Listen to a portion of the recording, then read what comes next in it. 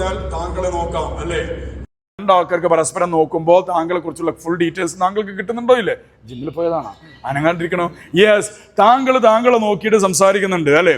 എന്നാൽ ഇതുപോലെ തന്നെ താങ്കളുടെ ഉള്ളിലേക്ക് നോക്കാറുണ്ടോ എന്നുള്ളതാണ് ചോദ്യം. നമ്മളുടെ ഉള്ളിലേക്ക് നമ്മൾ നോക്കുന്നില്ലെങ്കിൽ നമ്മളെക്കുറിച്ച് ഒരു ക്ലാരിറ്റി ഉണ്ടാവില്ല.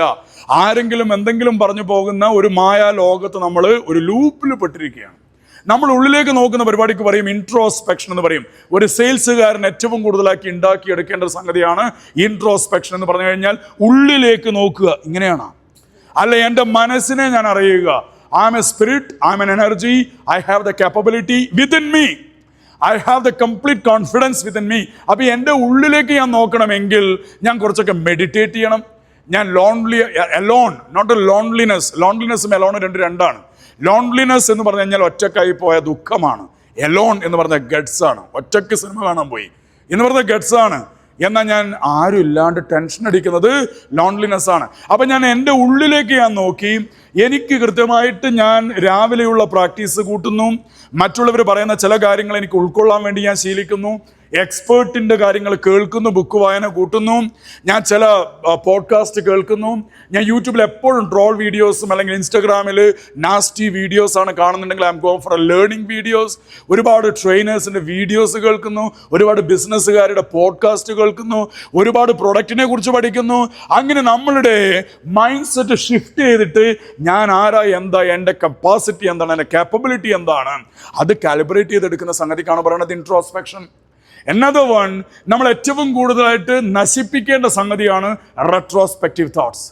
എന്താ റെട്രോസ്പെക്റ്റീവ് തോട്ട്സ് എന്ന് പറഞ്ഞാൽ തിരിഞ്ഞു നോക്കിയിട്ട് പാസ്റ്റിൽ ജീവിക്കുക. ഞാൻ BCom പഠിച്ചിരുന്നെങ്കിൽ ഇങ്ങനെയാണ്, ഞാൻ MBA പഠിച്ച അങ്ങനെയാണ്, ഞാൻ ആ ജോലി ഇങ്ങനെയാണ്, ഞാൻ അങ്ങനെ ചെയ്യണമായിരുന്നു, ഞാൻ ജനിച്ച ഫാമിലി ശരിയല്ല, അച്ഛൻ്റെ അടുത്ത് വയസ്സില്ല, അമ്മയുടെ വയസ്സില്ല, കുടുംബക്കാരൊന്നും ശരിയല്ല, മൊത്തം ആൾക്കാരെ ബ്ലെയിം ചെയ്യാം. നമ്മൾ റെട്രോസ്പെക്റ്റീവ് മൈൻഡ് സെറ്റ് ആണെങ്കിൽ നിങ്ങൾക്കൊരിക്കലും സന്തോഷം ഉണ്ടാവില്ല. എൻ്റെ പൈസ ഒരു 10-20 ലക്ഷം രൂപ പോയിട്ടുണ്ടായിരുന്നു ബിസിനസ് സ്റ്റാർട്ട് ചെയ്തിട്ട്. ഞാനത് ചിന്തിച്ചിരുന്നൊരു കാര്യമുണ്ടോ? എനിക്ക് കഴിഞ്ഞ മാസം വന്നിരിക്കുന്ന എന്തെങ്കിലും ഒരു പെയിൻ ഞാൻ ചിന്തിച്ചിട്ട് കാര്യമില്ല.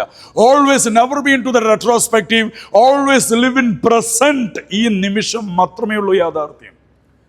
Living in present is a capacity of a sales person. നിങ്ങൾ വീട്ടിൽ നിന്ന് വരുമ്പോൾ ഒരു കാരണവശാലും never carry the garbage from the home to the office. എല്ലാ ആൾക്കാർക്കും family problem, financial problem, mental problem, health problem ഉണ്ട്.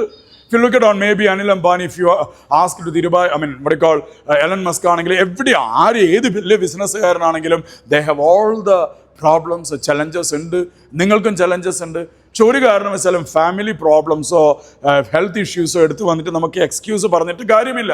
അപ്പം നമ്മൾ ഒരു കാരണവശാലും എന്താവാൻ വേണ്ടി പാടില്ല, never been to the retrospective. തിരിഞ്ഞു നോക്കി ജീവിച്ചിട്ട് യാതൊരു കാര്യമില്ല. എന്നാൽ കിട്ടിയ അടി ഇനി കിട്ടാതിരിക്കാൻ ശ്രദ്ധിക്കണം.